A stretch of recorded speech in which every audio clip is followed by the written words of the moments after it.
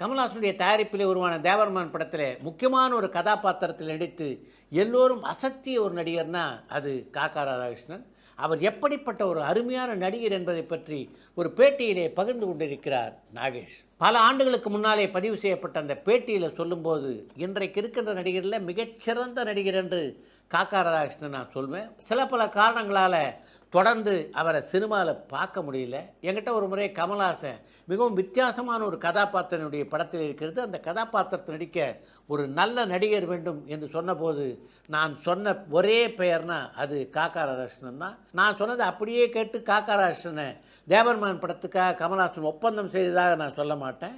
நான் சொன்ன விஷயம் இருக்க அது கமல்ஹாசனுக்கும் நியாயமாகப்பட்டிருக்க வேண்டும். அதன் காரணமாகத்தான் தேவர்மான் படத்தில் நடிக்கிற வாய்ப்பை காக்கா ராதாகிருஷ்ணனுக்கு அவர் ஏற்படுத்தி கொடுத்தார்.